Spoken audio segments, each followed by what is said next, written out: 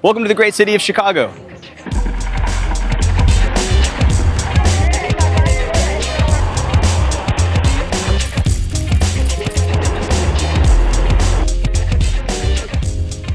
You know, I've been taking photos for the better part of a decade, and in that time, I always thought that the bigger the camera, the better it is. And for the most part, I guess that's true.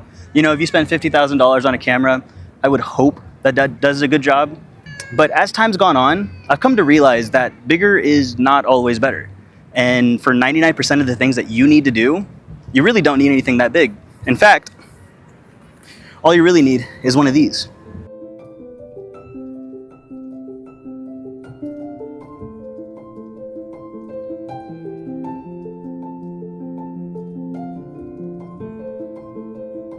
When this camera came out in 2005, I don't think it actually was anything groundbreaking. In fact, when I was researching this camera, there's a ton of really negative things to say about it.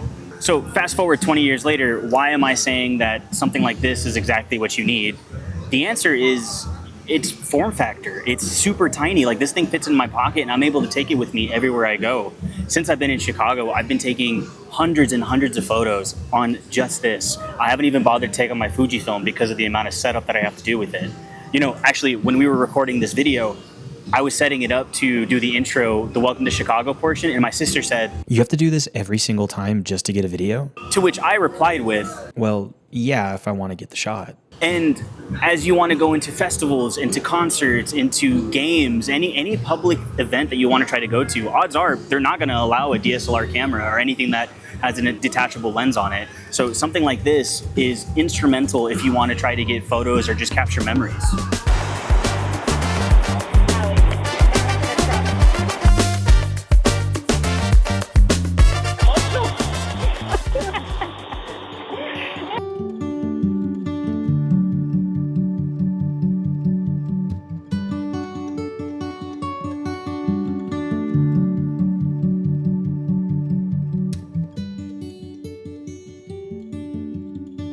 The second reason why I think everyone should be having one of these cameras or using this camera as like a daily carry is just because it has a CCD sensor.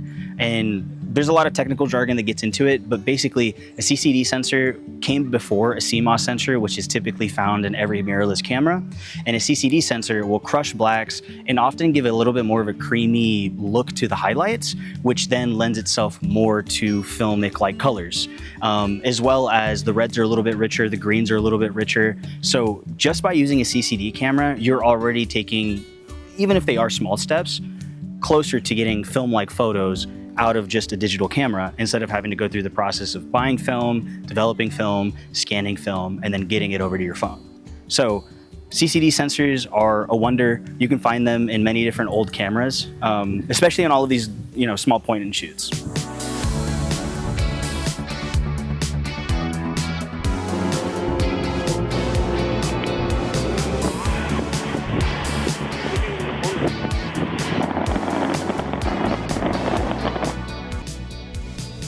The other really cool thing about this camera is that they're really inexpensive.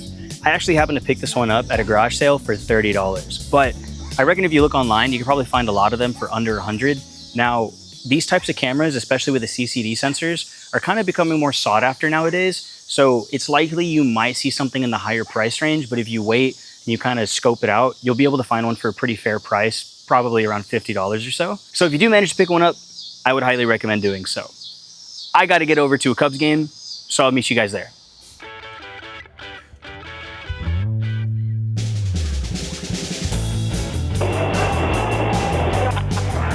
Wait, are you recording?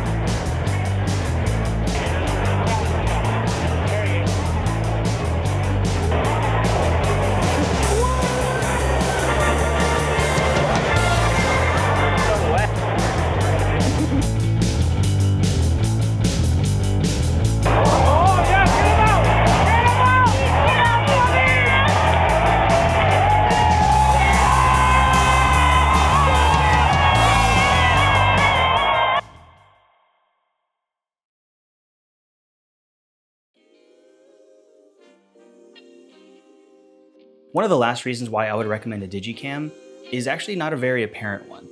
When I first got this, I wanted to try to see what the SD card had on it. And when I pulled it out, I was extremely surprised to find that this is only 1 gigabyte.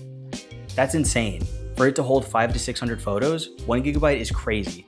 For example, if you were to take your phone out and take a photo, depending on what you're taking the photo of, it could range anywhere from like 5 megabytes to like 20 megabytes. And after time, that'll absolutely chew at your storage, especially if you're someone who likes to take photos of like family, food, architecture, or whatever. When I was taking a look at these files on my computer, on average, they were between 1 megabyte and like 1.5 megabytes, which is crazy because that means that you can take a lot of photos on this thing and be able to save a lot of storage on your phone.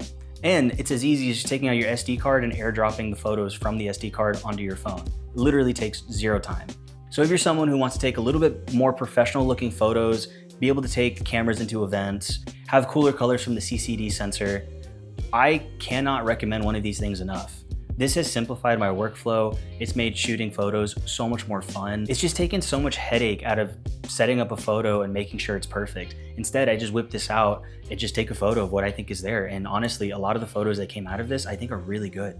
So yeah, if you do manage to find a digicam at your local garage sale, Facebook Marketplace, eBay, thrift store, or whatever, I would honestly recommend getting it if you can find it for a decent price. Again, I probably wouldn't spend anything more than $150, and that's like on the high end. Sometimes there's some CCD sensor cameras that like are very sought after because of the brand and the color and the way that it functions. But to be honest with you, they all essentially do the same thing and they all kind of look the same. I hope you guys did enjoy the video. I hope you guys find some value in my opinion on these digi cameras. I think they're so cool. I am planning on other videos to come out soon. I'm working on other ones. I got some other power grade videos coming up. Some people sent me out their power grades that I really enjoyed. So I'm very excited to share that with you guys. But in the meantime, stay well, stay healthy, and I'll see you guys soon.